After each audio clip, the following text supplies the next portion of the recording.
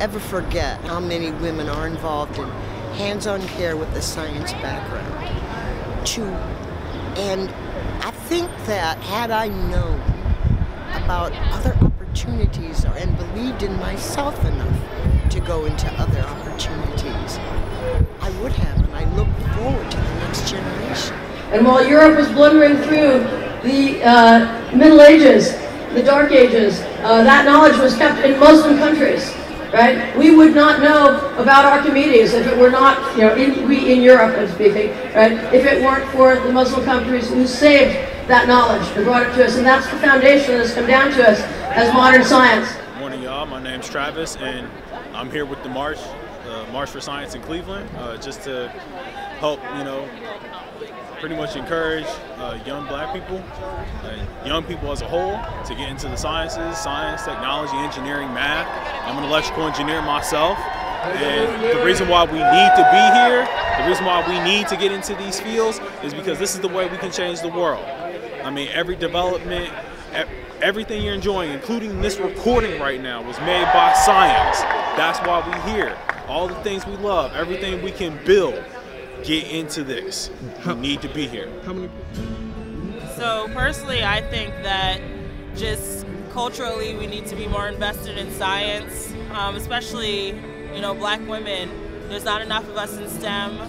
I went to school for environmental engineering. I was often the only black woman there. How many people are here, would you say? I'm seeing, I know at least probably a couple thousand. Yeah, at least, and there'll probably be more. Like, they just started the speeches. We haven't started the march How many yet. black people have you seen here? And unfortunately, thousands of black people, thousands of people, tens of black people.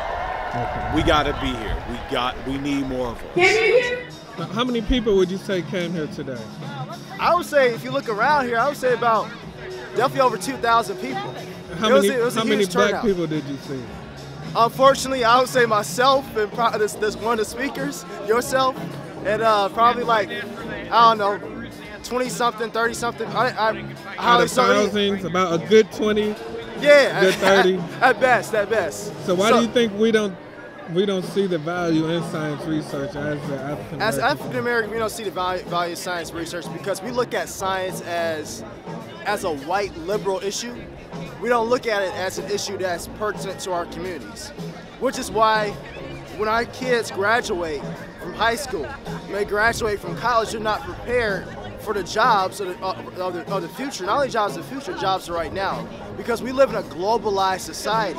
We live in a globalized economy, which means that a lot of those jobs are IT jobs, are science-related jobs and science-related industries. So we have to prepare our children right now for the jobs of the future. This March for Science is not about being liberal or being conservative. It's not about being a Democrat or being a Republican, being for the Green Party, being undecided. It is not about being an evolutionist or a creationist, but it is about a nation that has become the most technologically advanced nation because they support, funded, and were listening to competent scientists in order to make policy. Find your passion. I think that black women don't often look for and believe in their passion. And if you do that, science will emerge. If we tell our children, you know, to get excited about learning and to find and to live their dreams and to see passions outside of music and sports, they will naturally emerge because we are seeds. Okay, thank you. I have friends who were afraid to come out today. Scientists whose jobs have always been to be inside the laboratories, working and discovering, creating things for humanity, changing the way that we see the world, inventing new things, and yet these same people were afraid to come out because they were worried that it would affect their ability to do science. They were worried about coming outside and that it would all of a sudden politicize science. Well, let me tell you, to my friends, to my scientist friends who are still working in the laboratories, doing fantastic work, that it's about time that we come out and stand up.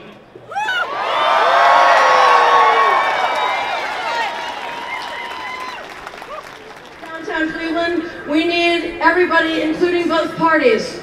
This march, and even more parties than that, this march is nonpartisan, right? This is not an anti-individual march. We think that people on both sides of the aisle in Washington can do far better to fund science, to support science, to teach science. Right? And basically we're talking about the culture, and why do you think we don't value it like we value sports and entertainment and not science? It's a cultural thing. And again, it's one of those things that starts at home. We don't put any real value on science. You know, often we question the quality of the water that comes out of our tap.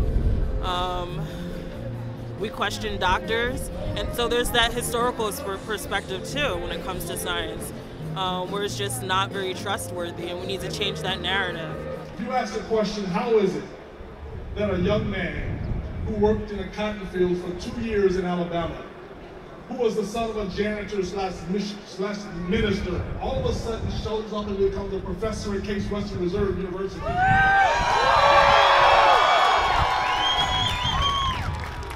Science is for everyone. And we must defend science with every moment of every energy of our body. It is about real facts, not alternative facts.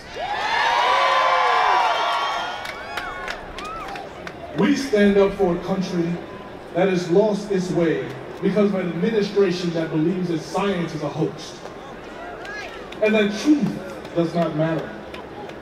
We stand up for our children. We stand up for the one world that we have. My name is Daniel Graves. I'm running for Cleveland City Council, and so I'm excited to be a part of the Science March. I really enjoyed hearing the speakers that came and just shared with us about the need to invest in science at the local level, but also most importantly and most urgently right now at the federal level, because we have an administration that does not take science seriously, so that's a problem. So as a candidate for Cleveland City Council, I want to be able to have us as African Americans, as minorities, as Hispanics take science seriously. So one way I want to do that is to open up an early childhood education campus focusing on STEM education, which has a huge focus on science. So if you're not really a part of this science march movement, I urge you to become a part of it because it's a part of the future of this country. Prominent people in our community that are also in STEM or in the science or educational field need to reach out to us and explain why these issues are so important and why science is so important and get us involved. Even in a city like Cleveland, I mean, it was a black man that invented this street light. And different things like that. George Washington Carver, the stove, the refrigerator, these are all black inventions. So. But do they teach it in school? No. See. And do you think that may be part of it, that it may be some kind of design to keep us from knowing our role, I guess, in the past as... Maybe,